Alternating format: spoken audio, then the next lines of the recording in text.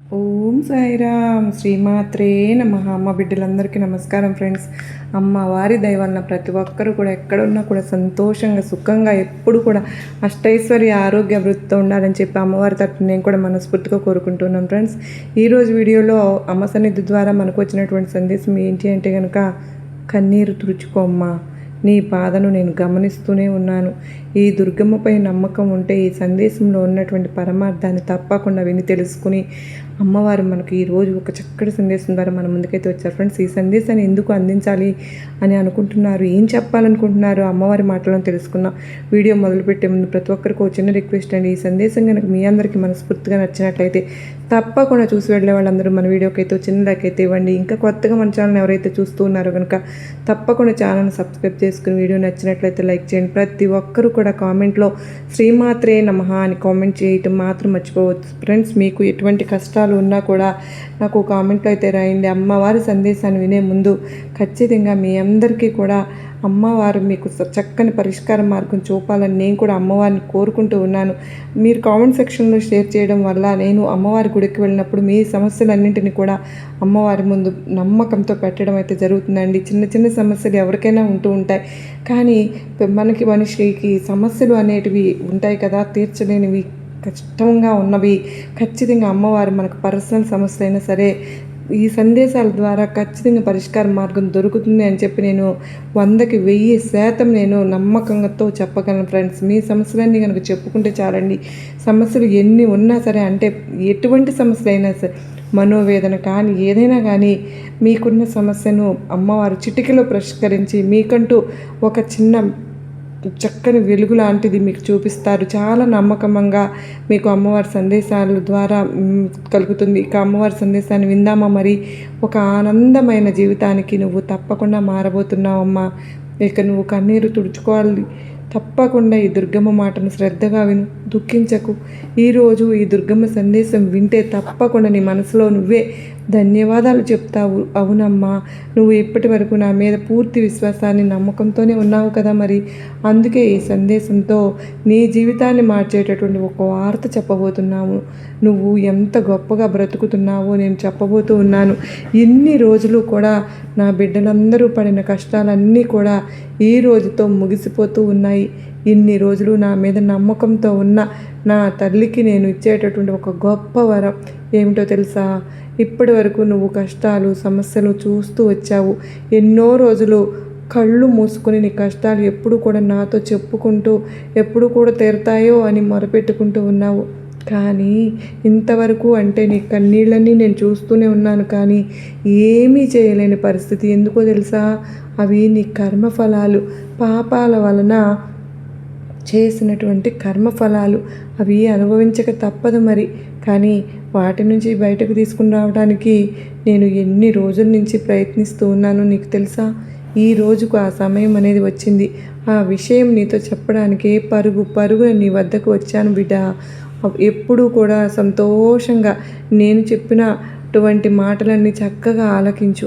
ఏదైనా సరే కానీ ఎన్ని సమస్యలు వచ్చినా ఎన్ని కష్టాలు వచ్చినా నువ్వు ధర్మ మార్గంలోనే ఉన్నావు. నేను ఏ మాటలైతే చెబుతూ ఉన్నాను, ఏ దారినైతే నీకు చూపుతూ ఉన్నానో ఈ కష్టమైన దారిలోనే నడిచావు. అందుకే ఈరోజు ఈ గొప్ప బహుమతిని నువ్వు అందుకోబోతున్నావు. నా ప్రియమైన బిడ్డగా మారావు కూడా. నువ్వు ఇక దేని గురించి ఆలోచించవద్దు. నేనున్నాను కదా, అన్నీ నేనే చూసుకుంటాను. ప్రతి ఒక్క విషయం నాతో చెప్తూ ఉన్నావు. ఆ ప్రతి ఒక్క కోరికను కూడా నేను తీరుస్తూనే ఉన్నాను. ఇప్పటి వరకు నువ్వు పడినటువంటి కష్టం ఏదైతే ఉందో అంతా కూడా మరచిపోయేలాగా ఎంత సంతోషాన్ని నీకు అందిస్తానో తెలుసా?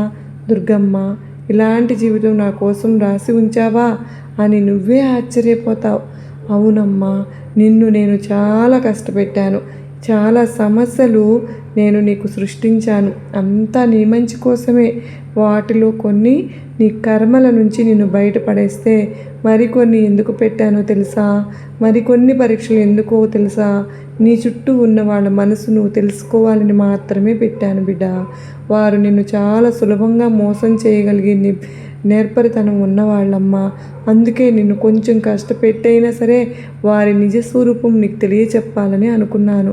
అందుకే కొన్ని చిన్న చిన్న సమస్యలు నీకు సృష్టించి వారి నిజస్వరూపం నీకు తెలిసేలాగా చేశాను. ఇకనైనా నువ్వు జాగ్రత్త పడతావా? ఎవరు నీవారో తెలిసింది కదా, ఎవరు ఎలాంటి వారో నీకు అర్థమైంది కదా. ఇకనైనా నువ్వు జాగ్రత్తగా ఉంటావు అనుకుంటాను. అందరితో అన్నీ పంచుకోకూడదు, నీ విషయాలు ఎవరికి కూడా చెప్పకూడదు. మరి నీ బంధంతో తప్ప నీ బలం గురించి బలహీనతల గురించి అయితే అసలు ఎవరికీ తెలియకూడదు. ఎందుకో తెలుసా? వారు ఎవరైతే నీ బలం బలహీనత తెలుసుకుని ఉన్నారో సమయానుకూలంగా నిన్ను కీలు బొమ్మలను చేసి ఆడిస్తున్నారు. జాగ్రత్త బిడ్డ. అందరూ నీలా ఉంటారనుకోవద్దు, మోసపోవద్దు. సరే దుర్గమ్మ, మీరు చెప్పినట్లే నేను నడుచుకుంటాను, కానీ నాకు మీ ఆశీర్వాదం కావాలి అని అడుగుతూ ఉన్నావు కదూ. తప్పకుండా నా ఆశీర్వాదాన్ని నీకు ఇస్తాను. నా ఆశీర్వాదంతో నీకు మంచి జరుగుతుంది, దిగులు పడవద్దు. ఏదైతే సరే అంటే నా బిడ్డలందరికీ కాపాడుకోవడమే నా లక్ష్యం. నాకు ఒక బిడ్డ ఎక్కువ కాదు, ఇంకొకరు తక్కువ కాదు. మంచి వాళ్ళైతే నెత్తిన పెట్టుకుంటానమ్మా, చెడ్డవాళ్ళైతే మార్చుకుంటాను. ఎంత కఠినమైన పరీక్షలు పెట్టైనా సరే నా బిడ్డలందరినీ మంచివారుగా తయారు చేసుకుని వారికి ఒక గొప్ప జీవితాన్ని అందించే బాధ్యతగా ఈ దుర్గమ్మ తీసుకుంటున్నానని గుర్తుంచుకో. చూడమ్మా, ఒక్కరోజు నువ్వు నా దగ్గరకు వచ్చి దుర్గమ్మ నా సమస్యలన్నింటికీ పరిష్కారం చూపు అని నన్ను గట్టిగా అడిగావు కదూ. అలాగే తప్పకుండా నీ సమస్యలకు ముగింపు ఇస్తాను. ఒక్క విషయం గుర్తుంచుకో, నేను నీకు కష్టాలు ఇచ్చాను అంటే ఆనందాన్ని కూడా నీకు ఇవ్వబోతున్నాను అని కదా అర్థం. నీ కష్టాలన్నీ ముగిశాక వచ్చే ఆనందకరమైన జీవితం చాలా ప్రశాంతంగా ఉంటుంది, నీకు పట్టరాని ఆనందాన్ని ఇస్తుంది. ఇప్పుడు కష్టాలతో సతమతం అవుతున్న నీకు ఒక మంచి జీవితాన్ని ఏర్పాటు చేశాను.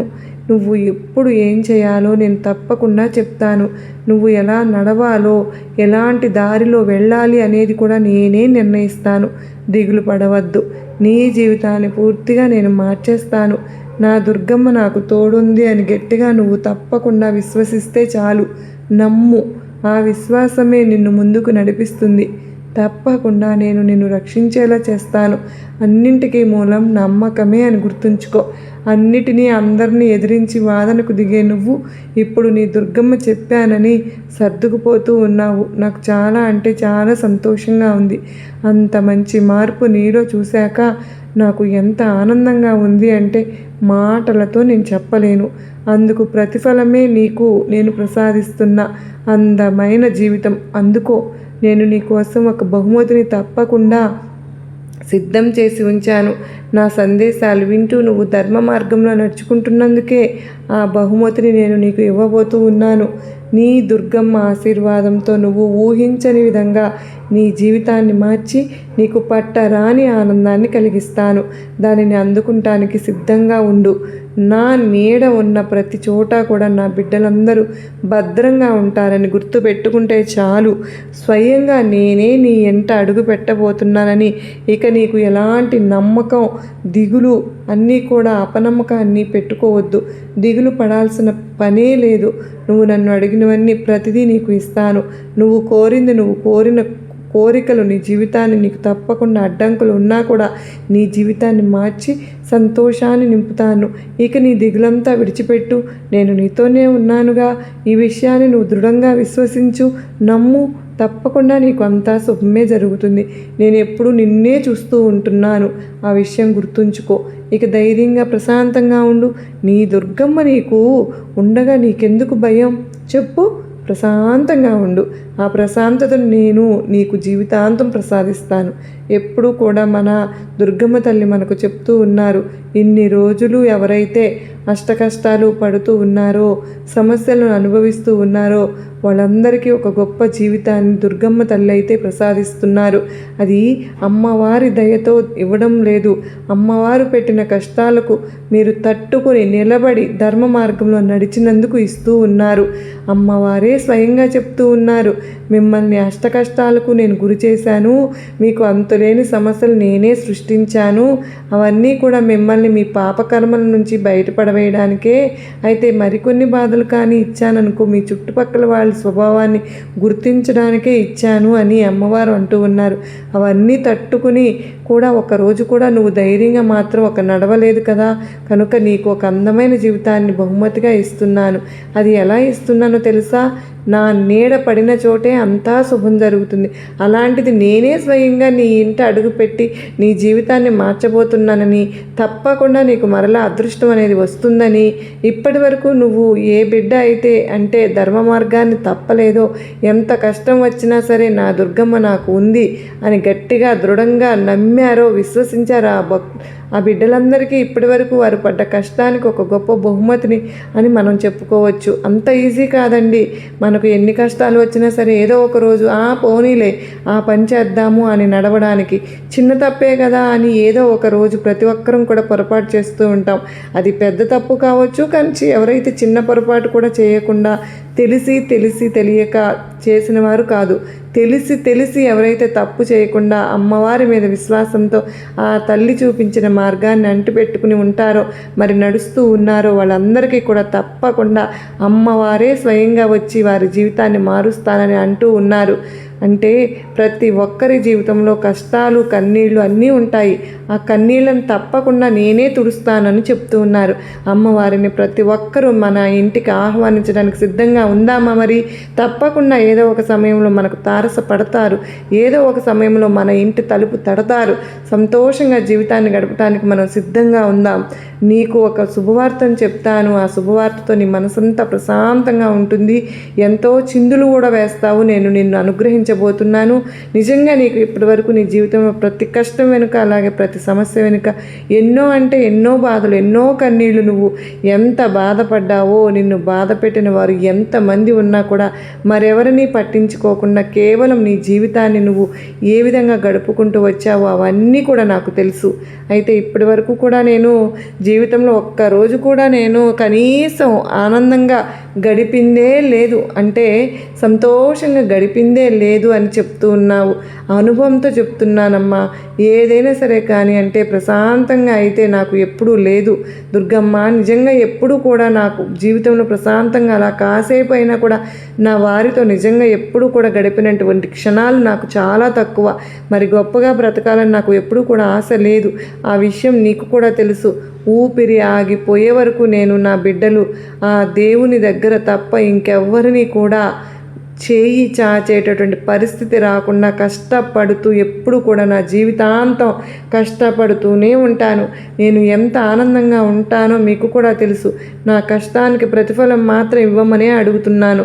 అంత మాత్రమే కాదు, ఇంకా ఏది కూడా నేను ఆశించి నిన్ను ఎప్పుడు కూడా ఏది అడగలేదు కదా దుర్గమ్మ తల్లి. అయితే నీకు మాత్రం మాకు తెలిసినటువంటి నా గురించి ఇంకా నన్ను బాధ పెట్టాలని చూస్తున్నారని నాకు అనిపిస్తుంది. అంటే నా ఆర్థిక పరిస్థితులు కావచ్చు, లేదా నేను ఎదుర్కొంటున్నటువంటి సమస్యలు కానీ, ఇవన్నీ కూడా నువ్వు తలుచుకుంటే క్షణంలో మాయం చేయవచ్చు. కానీ ఎందుకమ్మా ఇంత ఆలస్యం చేస్తున్నావు? నా పట్ల కొంచెం నిర్లక్ష్యత వహిస్తున్నావు. నిన్ను అడుగడుగునా నేను కాపాడుతున్నావునే ఉన్నాను. లేకుంటే అసలు నీకు ఏమైపోయేదో నీకు తెలుసా బిడ్డ? ఆ భగవంతునికే తెలియాలమ్మా. ఆఖరి అవకాశంగా నీకు ఈరోజు ఒక గొప్ప శుభవార్త వినేటటువంటి యోగం రాసిపెట్టి ఉంచాను. ఈరోజు రాత్రిలో ఖచ్చితంగా నీతో మాట్లాడాలనుకుంటున్నాను. అందుకే ఈ సందేశాన్ని నీకు వినేలాగా చేయబోతున్నానమ్మా. నువ్వు జీవితంలో అంటే ఏడుస్తున్నావు, కష్టపడుతున్నావు, అయినా కూడా ప్రతిఫలం దాకటం లేదని ఎంతగానో బాధపడుతున్నావు కదూ. ఇప్పటికే నేను నీకు చాలాసార్లే ప్రయత్నం చేశాను, కానీ నా ప్రతి ప్రయత్నం కూడా విఫలమైపోయింది. ఇప్పుడు చెప్తున్నాను, నీకు ఈ రోజున నీకు గొప్ప శుభవార్త అయితే వింటావు. ఆ శుభవార్త నువ్వు తప్పకుండా నిజంగా నీ కుటుంబంలో ప్రతి ఒక్కరి ముఖంలో ఆనందాన్ని అయితే చూస్తావు. ఎక్కువగా ఎవరిని నమ్మకు, మోసపోతావని నీకు ఎన్నోసార్లు చెప్పాను. ఎవరి కోసమో నువ్వు ఆలోచించవద్దు, వాళ్లకు ఎప్పుడు కూడా నువ్వు అలసైపోతావని కూడా చెప్పాను. ఎక్కువగా ఎవరిని విలువ ఇవ్వవద్దు, గౌరవాన్ని కోల్పోతావని చెప్పాను. ఎవరికి కూడా ఎక్కువ పొగడవద్దు, శత్రువు అయిపోతావని కూడా చెప్పాను. ముందుగా నా వాళ్ళని ఆలోచించడం తగ్గించుకో. నా వాళ్ళని ఎవరిని కూడా ఏది ఆశించవద్దు. నాకు తెలుసు, అందుకే నా జీవితం ఇప్పటివరకు సమస్యలు కష్టాలు ఎదురొచ్చినా కూడా కాస్త అయినా జీవితం బాగుంటుంది. ఇప్పటివరకు నీవు జీవితంలో చేసినటువంటి అతిపెద్ద పొరపాటు ఏంటో తెలుసా బిడ్డ? అవసరం ఉన్నప్పుడు కాళ్ళు, అవసరం తీరాక జుట్టు పట్టుకునేటటువంటి మనుషుల మధ్య కొంతమంది పనికి మాలినటువంటి స్నేహితులను, అలాగే కొంతమంది బంధువులను నువ్వు నమ్ముకున్నావు. ఇక వారు నిన్ను ఎలా మోసం చేశారన్నది మరలా నేను చెప్పలేను, కానీ ఇప్పటికే నువ్వు ఎంత మోసపోయావో, వారి వల్ల ఎంత ఇబ్బంది పడ్డావో, నష్టపోయావో, బాధపడిపోతున్నావు నేను అర్థం చేసుకుంటున్నాను. కనుకనే నీకు మంచి మనసుకు తగినటువంటి బహుమతిని ఇవ్వబోతున్నాను. ఒక విషయం చెప్పనా బిడ్డ, నీ తప్పు నేను లేకున్నా నిన్ను బాధ పెట్టాలని ఎవరైతే నీకు ప్రతీకారం ఇచ్చుకోవాలని చేత కాకపోయినా సరే, కాలం అనేది ఒకటి ఉంటుంది కదమ్మా, అది తప్పకుండా వారిని శిక్షిస్తుంది. ఒకరు ఏమన్నా కానీ అణిగిమణిగి ఉన్నారు అంటే అవకాశం గురించి చూస్తున్నారని కాదు. నీ మనసులో నువ్వు ఎంత బాధ్యత నింపుకున్నావో, అంత భారాన్ని కూడా నింపుకున్నావో తప్పకుండా నాకు బాగా తెలుసు. అలాగే నేను బాధ పెట్టిన వారందరి గురించి నువ్వు ఎప్పుడు కూడా పట్టించుకోలేదు. కనీసం వారికి ఎలాంటి అనర్థం జరగాలని నీ మనసులో కూడా నువ్వు అనుకోలేదు, తలవను కూడా లేదు. అంత మంచి మనసమ్మా నీది. అలాంటి మంచి మనసు ఉన్నప్పటికీ నీ ఉన్నటువంటి వారు భగవంతుడికి ఎంతో ఇష్టం కనుక నువ్వు నిన్ను ఎంత బాధ పెట్టినా, నువ్వు ఎంత అణిగిమణిగి ఉన్నావో, ఇప్పటి వరకు ఎంతగా నీ మనసును గాయం చేసినా కూడా ఎవరికి చెప్పుకోకుండా తప్పకుండా నీలో నువ్వే బాధలు పడుతూ సమస్యలన్నింటినీ కూడా నీ నెత్తిపై వేసుకుని ప్రతి ఒక్కరికి కూడా సమాధానం ఇచ్చుకుంటూ ఇప్పటివరకు నీ జీవితాన్ని చాలా సమస్యలతోనే గడిపావు కదా. నిజమేనమ్మా, నువ్వు అనుకున్నట్లుగా నీ జీవితంలో నువ్వు సంతోషంగా ఉంటున్నటువంటి క్షణాలు చాలా అంటే చాలా తక్కువగా, ఆనందంగా నీ వారితో గడిపినటువంటి చాలా కాలం తక్కువే. అలా నిండిపోయినటువంటి మనసుతో సంతోషంగా ఉండేటువంటి రోజు కూడా ఎప్పుడూ లేదు. నేను ఒప్పుకుంటాను కదా, ఎందుకంటే నీ గురించి పూర్తిగా తెలిసింది ఈ దుర్గమ్మకు మాత్రమే. మరి నీ మనసులో దాగినటువంటి బాధ గురించి నాకు తెలియదా? నువ్వు ఒకరిని బాధ పెట్టే ముందు వారి స్థానంలో నువ్వు తప్పకుండా ఉండి చూడు అని ప్రతి ఒక్కరికి కూడా ఈసారి గట్టి సమాధానం ఇచ్చేలా తప్పకుండా నేను నీకు గొప్ప బహుమతిని అయితే ఇస్తాను. వాళ్ళు పడేటటువంటి బాధ ఏమిటి తప్పకుండా నీకు తెలిసేలాగా, వారికి అర్థమయ్యేలాగా నేను చేస్తాను. మనం ఒకరిని సంతోషానికి కారణం కావాలి కానీ ఒకరి బాధకు కారణం కాకూడదని వారు తప్పకుండా తెలుసుకుంటారు. సున్నితమైనటువంటి మనసు ఉన్నదాని కనుకనే నీకు ఎవరు కూడా శత్రువులు ఉండకుండా చూసుకుంటాను. వారికి మోసం చేసినంత మాత్రాన్ని తెలివిగా నిన్ను అంతం చేయాలనుకున్నారు, కానీ వారికి మాత్రం అవకాశాన్ని దుర్గమ్మ ఎప్పుడు కూడా ఇస్తానా చెప్పు? అసలు ఇవ్వను.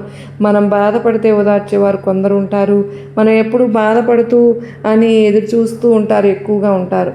మనతో ఏ బంధము లేకపోయినా మన ఆనందాన్ని తమ ఆనందంగా భావించేవారు కూడా కేవలం 100కో 1,00,00,000కో కేవలం ఒక్కరు ఉంటారు బిడ్డ. అలాంటి వారు మనకు తారసపడినప్పుడు ఎంత కష్టం వచ్చినా సరే వారిని మాత్రం వదులుకోవద్దు.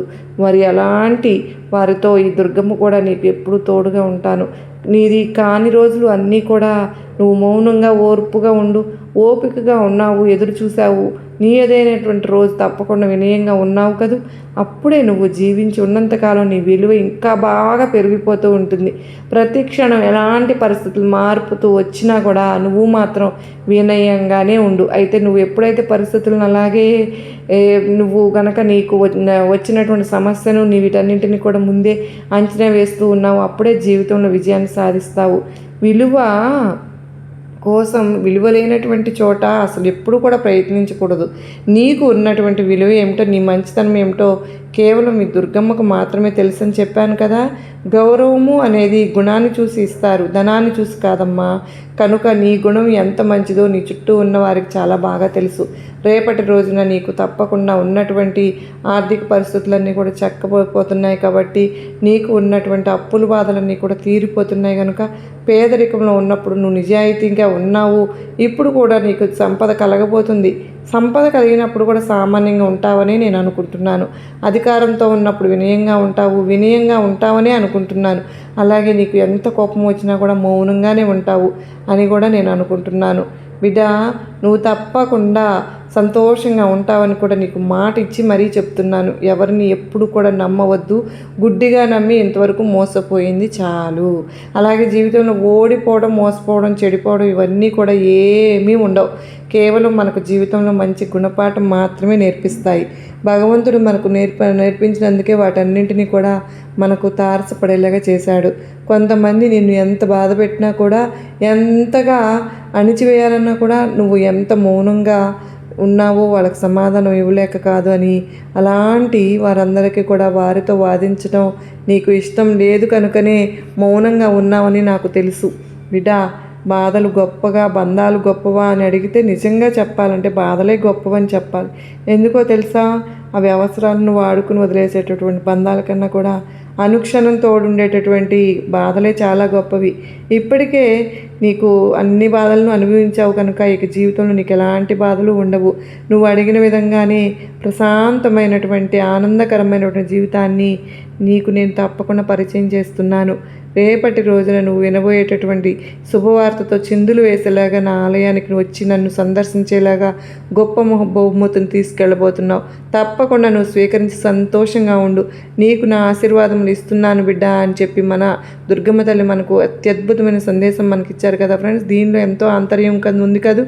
మరి ఈ సందేశాన్ని మరికొంతమంది అమ్మ బిడ్డలకు చేరవేస్తారని ఆశపడుతున్నాను. మన ఛానల్ని ఎవరైతే మొదటిసారిగా చూస్తున్నారో తప్పకుండా మీరు వీడియోని సబ్స్క్రైబ్ చేసుకుని మీకు నచ్చినట్లయితే చిన్న లైక్ ఇచ్చి సపోర్ట్ చేస్తారని మీ నుంచి ఆశిస్తున్నాను.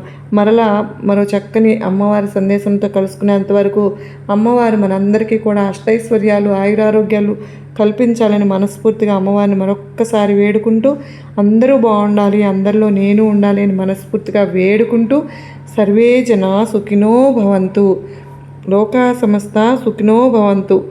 శ్రీమాత్రే నమః. అమ్మ బిడ్డలందరికీ కూడా మరొక్కసారి ధన్యవాదములు.